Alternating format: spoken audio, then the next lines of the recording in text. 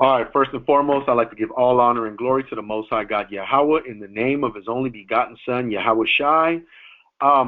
It's your brother, Captain IBADYAH Dagrz, Chief Captain of Yahweh's Witness Israelite School. And today, since we were unable to gather for our usual weekly street teaching, we're going to have a class.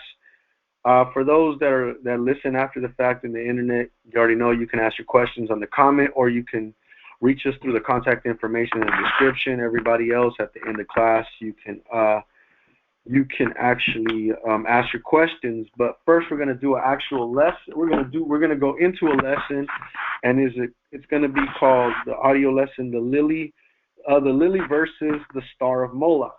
Now, why do I call it that? Because a lot of people see the lily as the Star of David, then they go into this rant about it being the Star of Moloch.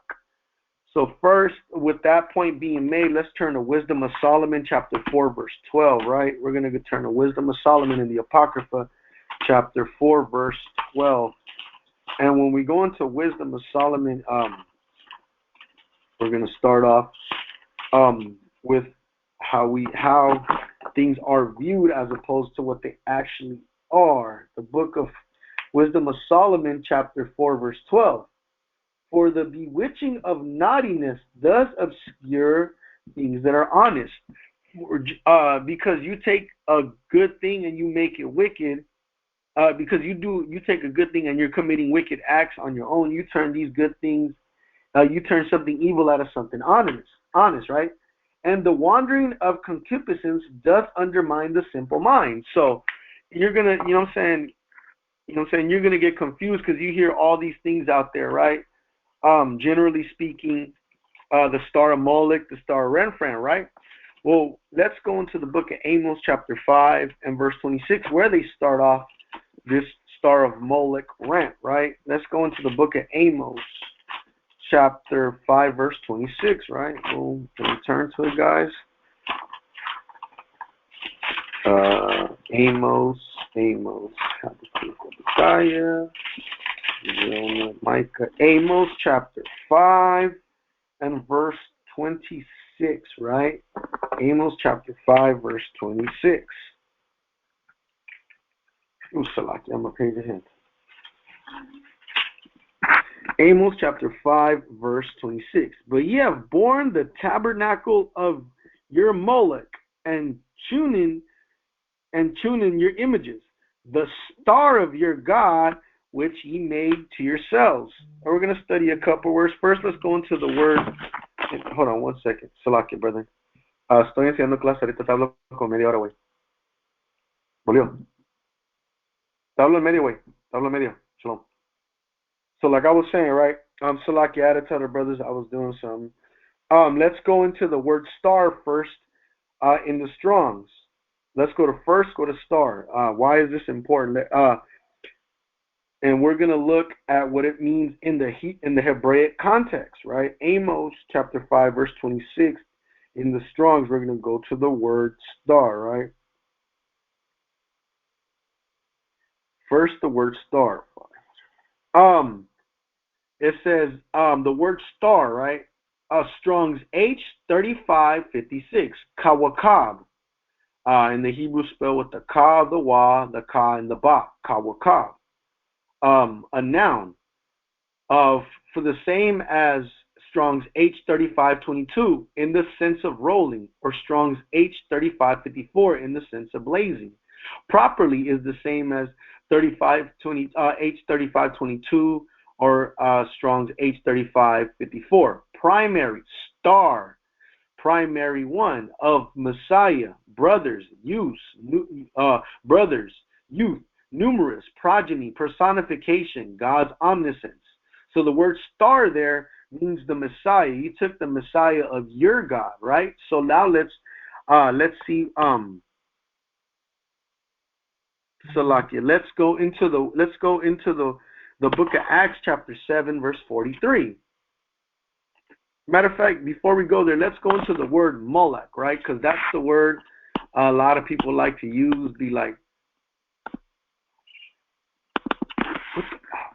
Salakia, I thought it was not good. Oh, I was about to be hot right now. Salakia, brethren. Let's go into the word Moloch, right? The word Moloch. Strong's H4428, 4428. Melech or Malak, primary and only king, right? So we took the you took the tabernacle of your king, right? And Chuin. Let's see who Chuin is.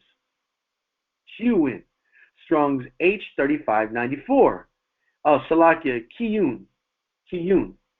An image or pillar. So you took your king and your pillar, your images, the Messiah of your God, which you have made yourself. So it's not talking about a literal star, right?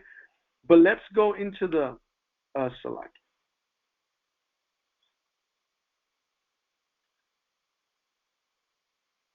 Oh yeah.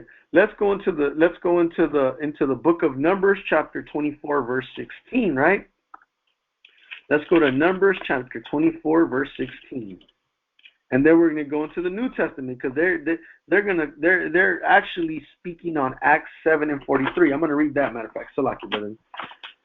Before we go to it, because they're gonna go here. We'll see in the New Testament that's still a star. It said the book of Acts, which they can't even tell you he's quoting Amos, and then the people that tell you he's quoting Amos, they can't even tell you what the word star there means. So let's go into the book of Acts chapter 7 and verse 43. Acts chapter 7 and verse 43. Yeah, Yev took up the tabernacle of Moloch and the star of your god Remphan, figures which ye worship them, ye made to worship, and he will carry you away beyond Babylon.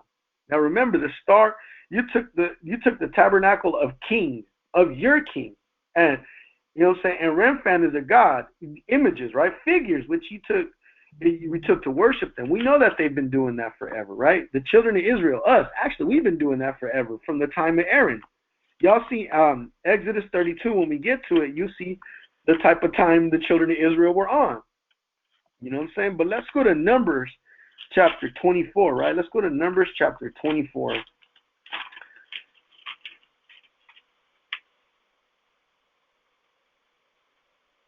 Select 24 and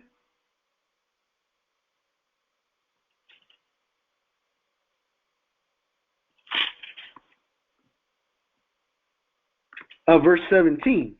Let's go to Numbers 24 and 17. I don't know why I wrote 16. And I shall see him, but not now. I shall behold him, but not nigh. There shall come a star out of Jacob. There shall come a star out of Jacob. Let's go to that word first, right? Numbers 24 and 17. Let's go to the word star there. Let's go to Numbers 24 and 17.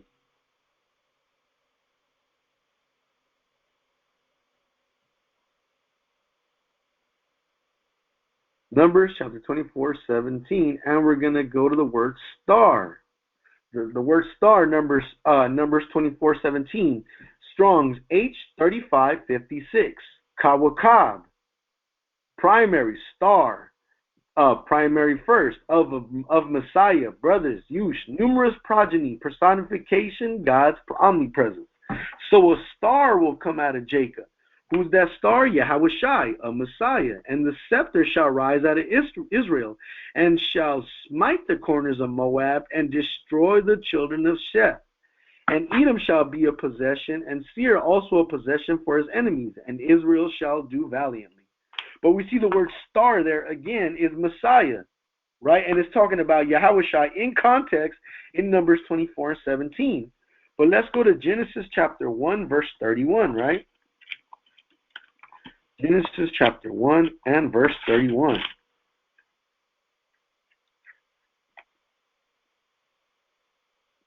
Is it 131?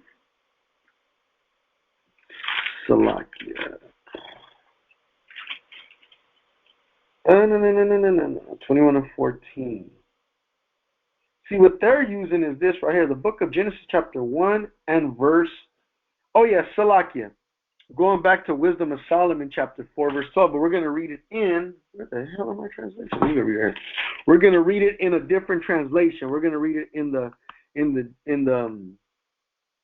GNT, right? Where's my Bible at that? Salakia, brethren, I thought I had them all right here. Let's go to Wisdom of Solomon, chapter 4. What's it like? Let's go to Wisdom of Solomon, chapter 4, verse 12, in a different translation again, right? Because again, in their concupiscence,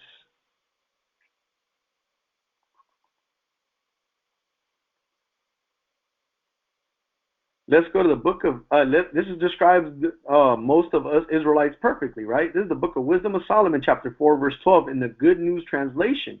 We all know that people can be so fascinated by evil that they cannot recognize what is good, even when they are looking right at it. Innocent people can be so corrupted with desire that they can think of nothing but what they want, right? So let's read that again.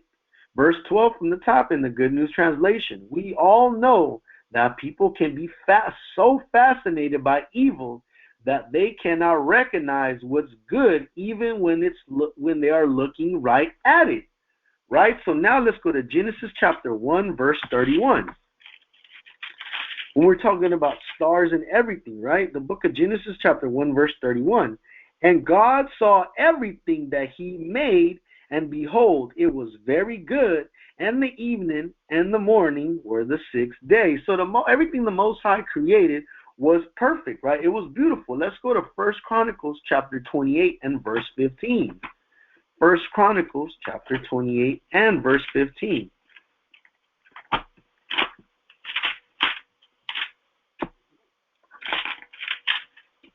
First Chronicles chapter 28 and verse 15.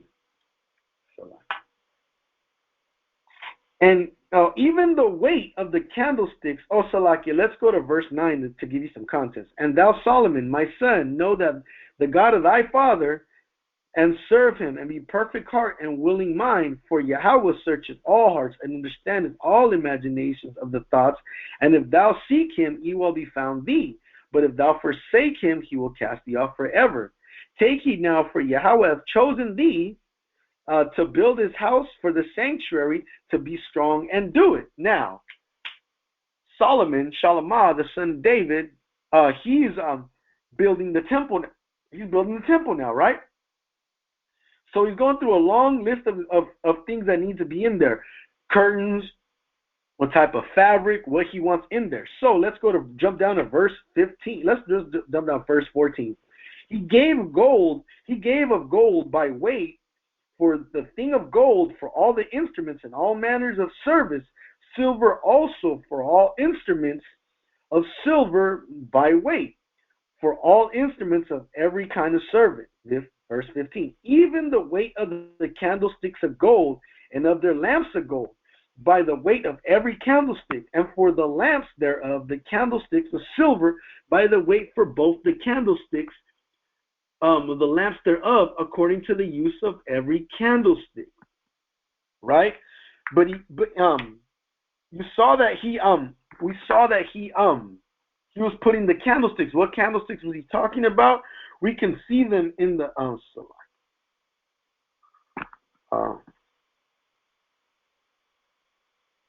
Salakia.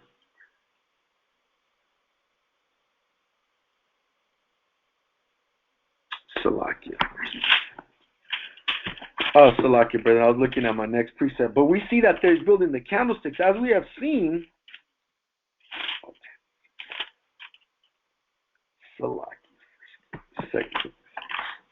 we see that how he's being built. He's being told to put the candlesticks. These are specific instructions. I'm trying to look for something that really works. Salakia, brethren.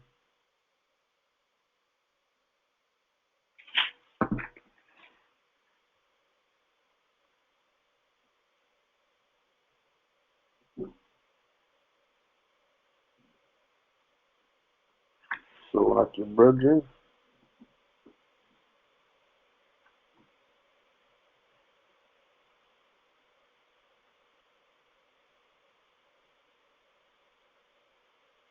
Oh, boom. That's lovely. So, yeah, my bad. So, like, it was 1 Kings 7. We're going to be turning to 1 Kings 7, right? Because we saw the candlesticks and what was instructed. Let's go to 1 Kings chapter 7. we're going to jump around a little bit in that particular chapter. Let's go to first. So now that we've seen how he got instructions, these are the same instructions you're going to read again in First Kings. Let's go to First Kings chapter 7, right? Let's go to First Kings chapter 7. We're going to start at verse 18, 17, probably 17. Let me see. Yeah, we'll start at about verse, let me see. We're going to start at verse 13. And the king Solomon sent and fetched Hiram of Tyre. He was a widow's son of the tribe of Naphtali. His father was a man of Tyre, a worker in brass, and was filled with wisdom and understanding and cunning to work all brass. And he came to King Solomon and wrought all his work. So King Solomon is picking all the best workers, right? And the brass worker he picked was a man out of Tyre, Hiram, right? For he cast 2 pillars of brass of 8 cubits high apiece, and a line of 12 cubits did compass either of them about. So he's making them pillars, right? And he made 2 chapiters in molten brass, and set upon the top of the pillars at the height of one of the chapiters of 5 cubits, and of the height of the other chapiter 5 cubits, and the nets of the checker work, and the reeds of the chain work, and of the chapiters which were upon the top pillars, 7 of even the pillars, and 7 for the other chapiter. Verse 18, and he made the pillars in 2 rows, and round about upon one network to cover the chapiters, there upon the top with pomegranates, right? Like YHWH said, right? We've seen the top of pomegranates, right? So they put with there were upon the top with pomegranates. And so did he other chapiters. And the chapiters that were upon the top of the pillars were lily work. So if this star, quote unquote, is evil, why is King Solomon, the wisest man in rulership, following instruction that we saw in 1 Chronicles 28, following the same instructions in 1 Kings 7, why is he putting pomegranates and lilies? When we look it up, and I'm going to put these in the group chat, the images, right? When we look it up, we see that it has, quote unquote, the 6-point star shape in it, right? But let's keep going. Lily work in the porch, 4 cubits. And the chapiters were upon 2 pillars and had pomegranates also above. So now he's putting pomegranates and lilies, right? Also over against the belly, which was by the network. And the pomegranates, let's see how big the pomegranates were 200, were 200 in rows, and about, there was 200 of them, at about, round about upon the chapiter. And he set up the pillars of the porch in the temple, in the porch of the temple, and he set up the pillar and called the name thereof Jachin. And he set up the left pillar and called it thereof Boaz. And upon the 2 top pillars was lily work, again with the lily work, right? Lily work on the pillars were finished. So we see that he keeps doing, he keeps placing them, right? He put lilies and pomegranates. If this image was so evil, why is it all right there, right? So let's go to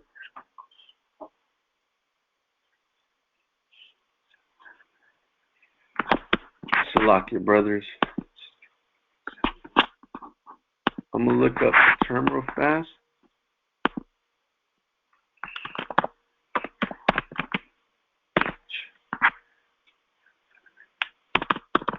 Let's go to Strong's. What the hell is this?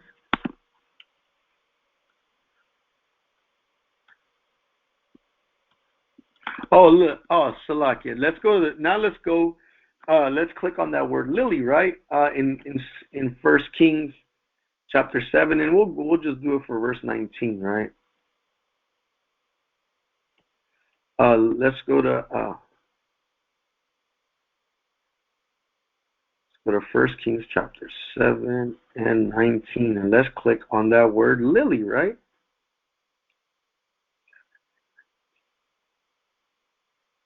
Strong's H7799, Shawashan, there we go, Shawashan, primary, lily, probably any lily-like flower, shall mean, in title of PS 45, Psalms 45, right? Definition, other definition, or Shashan, Shawashan, and feminine Shawashana from Strong's H7797, a lily from its whiteness as a flower of arc. Ornament, also straight trumpet from the tubular shape, lily, Shashawan. You know what I'm saying? So we even see the it was also, if brothers don't know, it was also found in Honduras and in the Mayan priests. Is imagery found inside the Mayan priests? You know what I'm saying? The image was found in Honduras in the dated 13th century BCE. You know what I'm saying? Why? You know what I'm saying? And it's also found 1200 BCE in Israel. Let's look. Strong's H 8337. Strong's H 8337. Boom. Another Strong's term, right? Shaish.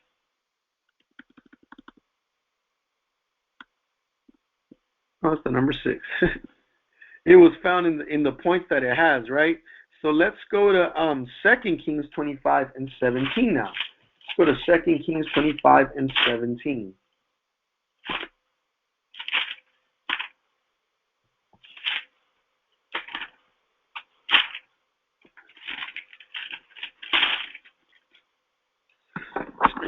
Five and 17. Again, describing the temple. The height of the one pillar was 18 cubits, and the chapiter upon it was brass. And the height of the chapiter, 3 cubits. And the wreath work and the pomegranates upon the chapiter round about all of brass, and like unto the second pillar of wreathen work. Right? So we see the description again is having it all over the place, right? The pomegranate are the image, the same image as the lily. Let's go to Exodus chapter 30, 39 and 26. Exodus 39 and 26. 26, 26, the hell? Salakia, brother, they know 26. Oh, 39 and 20. Oh, Exodus. I'm tripping. I'm in Genesis. Exodus. That's why the math wasn't mathing. I was in Genesis. Exodus 39.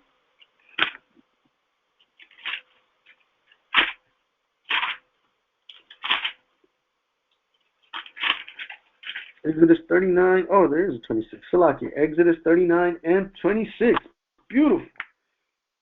We'll start at 22. And he made the robe of the ephod of womanwork, all blue, and there was a hole in the midst of the robe, as the hole was of a habergeon, with a band round about the hole, and it should not rend. And they made upon the hems of the robe pomegranates of blue, and of purple and scarlet twine linen. And they made bells of pure gold, and put bells between the pomegranates upon the hem of the robe. So their fringes were pomegranates, round about between the pomegranates. Verse 26. And a bell and a pomegranate, and a bell and a pomegranate round about of the hem of the robe, to minister in as Yahweh commanded Moses. So Yahweh commanded Moses to have Aaron these pomegranates, these symbols on the hem of their garment. You know what I'm saying? So how are we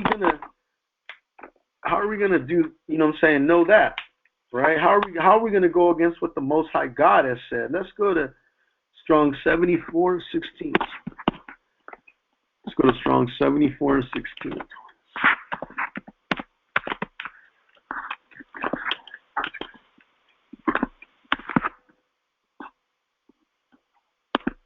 And the word there, so we can have context, is what the hell? Salaki, brother, let's go.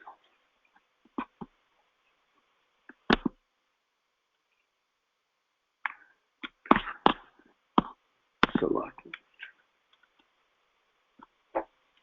That's how I not use the blue letter. I'm not really familiar. Too much. All right, let's the Strong's 7414, right? Riemann. Primary translation, pomegranate, as a tree of fruit, as a pomegranate-shaped ornament in the temple. As pomegranate-shaped ornaments in the temple. So the word there is, you know what I'm saying, is for the pomegranates in the temple. But let's further elaborate on it, or what a star is. Let's go to Genesis chapter 1, verse 12. Let's go to Genesis chapter 1 and verse 12.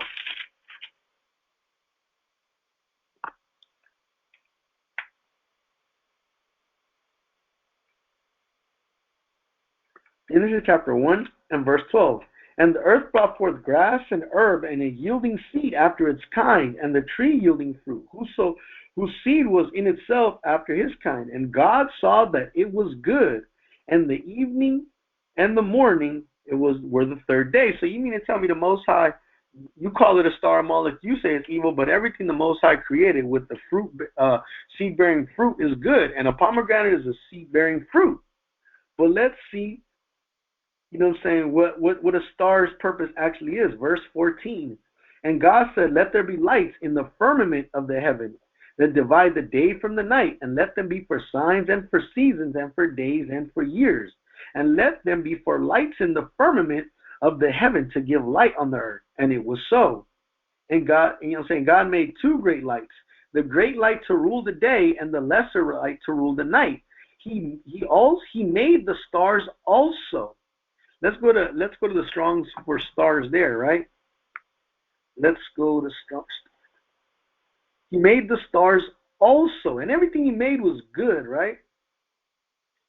Let's go to Genesis 1 and 16. Let's go to Genesis 1 and 16.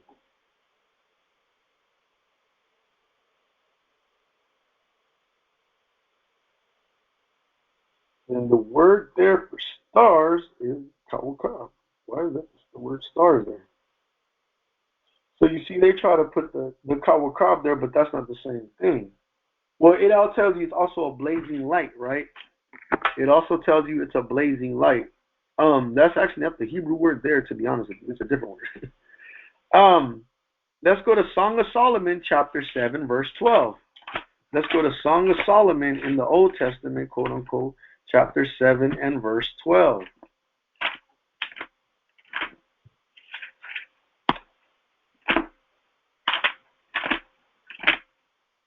Song of Solomon, chapter 7 and verse 12. Right? Let us get up early to the vineyards.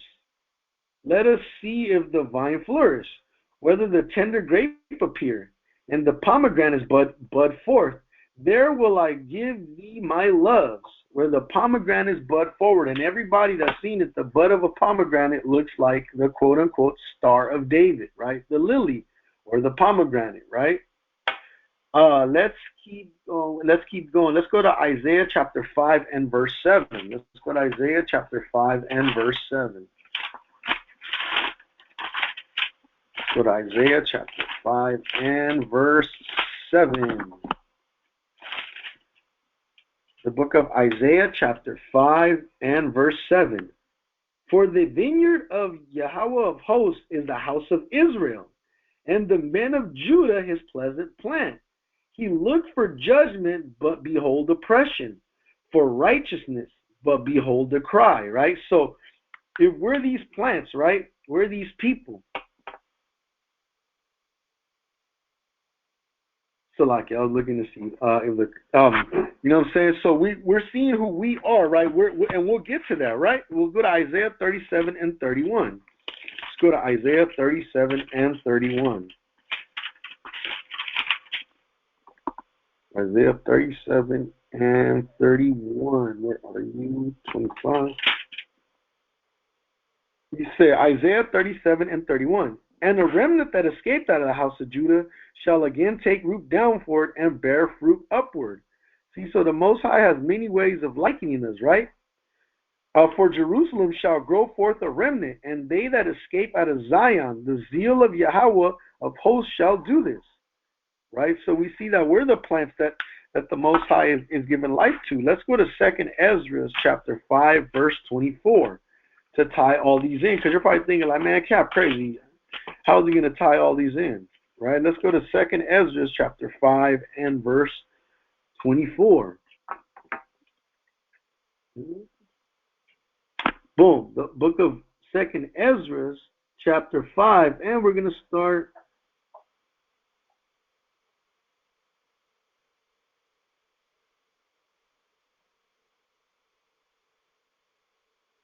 Yeah, let's start at verse 22. And my soul recovered the spirit of understanding, and I began to talk with the Most High again. And he said, O Yahweh, that bearest rule of every wood of the earth, and of all the trees thereof, thou hast chosen only one vine. And verse 24, and of all the lands of the whole world, thou hast chosen thee one pit, and of all the flowers one lily. Verse 25, and of the depths of the sea thou hast filled one river, and of all thou built the cities thou hast hollowed Sion unto thyself. Right? So he tells you all the things he made unto himself, the lily being one of them, and he likened us to the lily. Right? He likened us to the lily. He showed us how he hollowed us as a city. Right? But let's keep going. Let's go to Acts chapter 15 and verse 36. Let's go to Acts chapter 15 and verse 36. Acts chapter 15 and verse 36.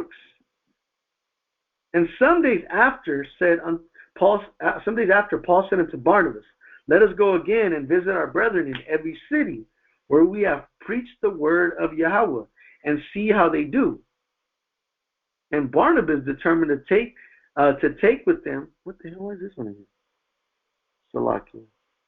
Is it kill me?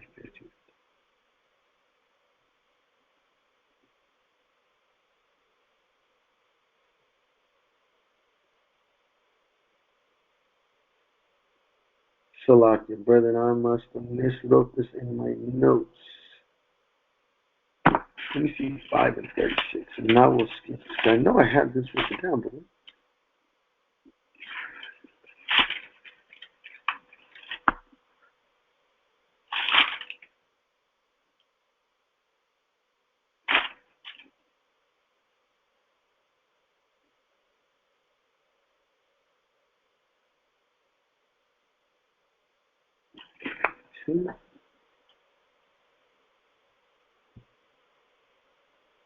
now we're going to skip this precept. I don't know why it's in here. Salakia, brethren. Let's go to Psalms 51 and 7. Let's turn to Psalms 51 and 7. Maybe that'll make sense. Let's go to Psalms 51 and 7. The book of Psalms, chapter 51, verse 7. Purge me with hyssop, and I shall be clean. Wash me, and I shall be whiter than snow. Make me to hear the joy and gladness, and the bones which thou hast broken to rejoice. What the hell?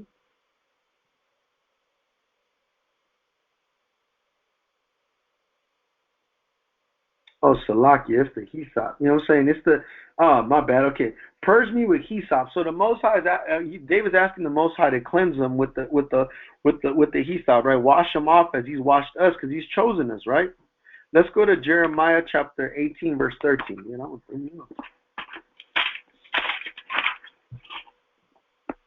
Jeremiah chapter 18, verse 13. Therefore, thus saith Yahweh, ask ye now among the heathen, who hath heard such things? The virgin of Israel hath done a very horrible thing. A man will leave the snow of Lebanon, which cometh from the rock field, or shall the cold flowing water that come from another place be forsaken? Because my people have forgotten me. They have burnt incense to vanity, and they have caused them to stumble, and in the ways from the ancient path to walk in the paths in a way not cast up. Right? So we've left, and that's how we make these things evil. You know what I'm saying? Be it the lily or whatever has happened, right? And again, going back, Salakia, that's where I was going. Going back to the snowflake. If you look at the shape of a snowflake, it has the quote, well, the 6 points that the lily has, that the pomegranate has, right? So that's why we're going into the snow. See, the snow is another holy thing that the Most High has given us, right? Let me see what 18, 15. You know what I'm saying? Some that has been given to us, right? But we got to keep pushing, right? Oh yeah. So you know, so we always got to look to the Most High to see what we're gonna do, right? Let's go to Lamentations chapter 4, verse 7, so we can see how the snow again is being likened unto something wonderful. What, you know what I'm saying? While everybody's sitting there criticizing for rocking, right? The lily, the snowflake, the honeycomb, right? Let's go to the Lamentations chapter 4, verse 7. Her Nazarites were purer than snow. They were whiter than milk. They were more ruddy in body than rubies, and their polishing was of sapphire. So clearly not saying that they're pale skinned, but that they're purer than the snow. And even when you look, like when you put a snowflake in the microscope, again, that's how we bring up the snow. You look at the snowflake in the microscope, its shape, it has the 6 points. You feel me? I've seen them quite a few, even the way they design them. You know what I'm saying? Look at your quote unquote Christmas decorations and stuff like that. Right? Let's go to Psalms 19 and 9. Let's go to Psalms 19 and 9.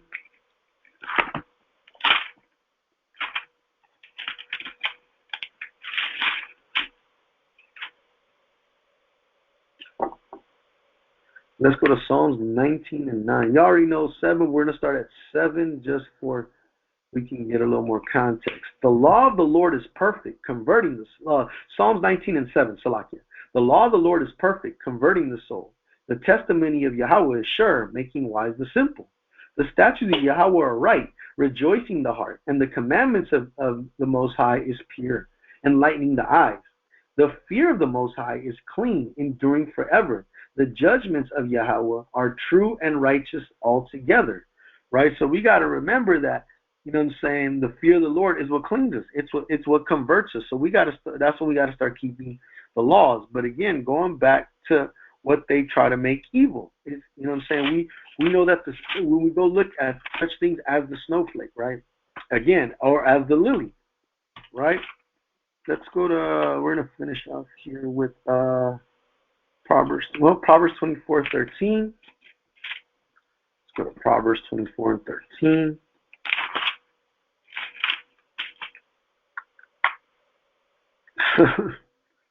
Now let's see what it's talking about, right? This is the book of Proverbs, chapter 24, verse 13. My son, eat thou honey because it is good, and the honeycomb which is sweet to thy taste. So now we see reference into what we're looking at, right? The honeycomb. Again, images that we look at in Google. The honeycomb is, in fact, a 6-point shape, right? Again, like the lily. Let's go to Psalms 119 and 103, right? Psalms 119 has a lot of verses. So Psalm 119, verse 103. Let's see how the honeycomb relates, right? Psalm 119, 103. How sweet are thy words unto my taste, yea, sweeter than honey to my mouth. Through thy precepts I get understanding. Therefore I hate every false way, right? And we see the word is the lamp unto my feet and thy light unto my path. But we see that honey is like, the law is likened unto honey and the honeycomb. And again, when we look at the honeycomb, we see the shape of it, right? We see that is, you know what I'm saying, quote unquote, a Star of David shape. Let's go to Song of Solomon, chapter 4, verse 11. Let's go to Song of Solomon, chapter 4, verse 11. Song of Solomon, chapter 4, verse 11. Thy lips, O my spouse, drop as the honeycomb. Honey and milk is under thy tongue, and the smell of thy garments is like the smell of Lebanon. Right? You know what I'm saying? The garden of Lebanon. You know what I'm saying? It's talking about the honeycomb and everything that is good, right?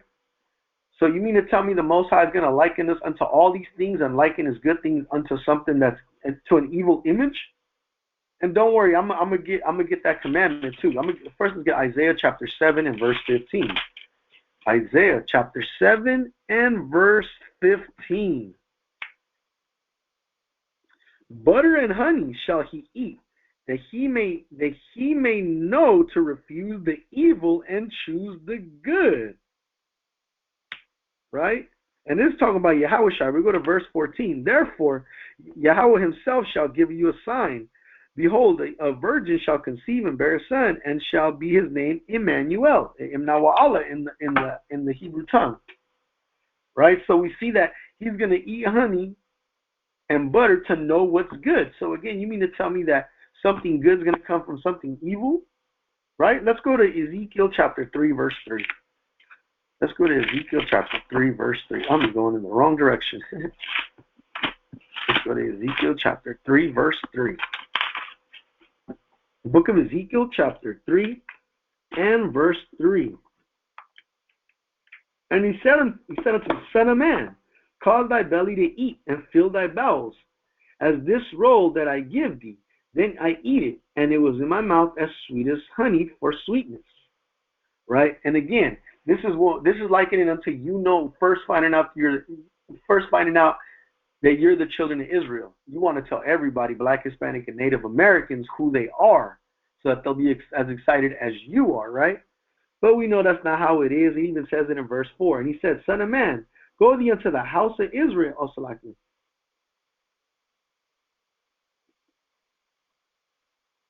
Yeah, he said unto Son of man, go unto the house of Israel and speak with my words unto them, right? So if it's honey that he's intaking, how can he speak the laws of the Most High God if it came from the star of Moloch, which is what they say the honeycomb looks like?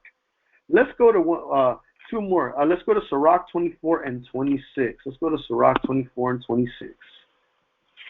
Let's go to Sirach 24 and 26 so we can finish this lesson out and we can do the reading. Sirach 24 and verse 26. He maketh the understanding to abound like the Euphrates, and as the Jordan in the time of harvest. He maketh the doctrine of knowledge appear as light, and as Gion in the time of vintage. Right? So we see how he does. He likens the law he's given us, but they want us, you know what I'm saying? Let's see one more thing that always gets us, because they tell us we worship. We don't worship no other gods besides the Most High. And how do we prove that? Let's go to Exodus chapter 20 from the top. This is the book of Exodus chapter 20 from the top. And the Most High spoke all these words, saying, I am Yahweh thy power. I have brought thee out of the land of Egypt, out of the house of bondage. Thou shalt have no other gods before me. Right? So these are the first two commandments, right? Have no other gods before me, and he is the Most High that brought us out of the land of Egypt, right? Verse 4. Thou shalt make no any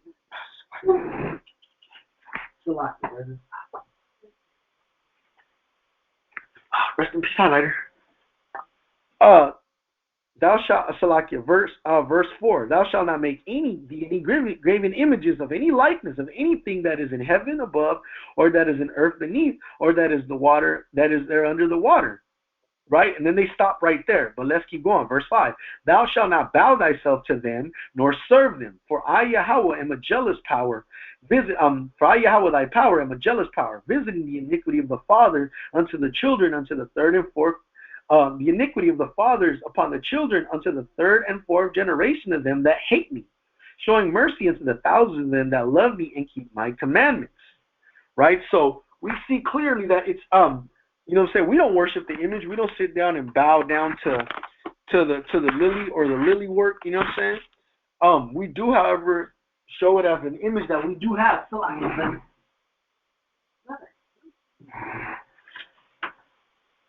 oh, Lord. Anyways, brother Salaki, I thought I dropped my highlighter and I was gonna work it. But that concludes that lesson.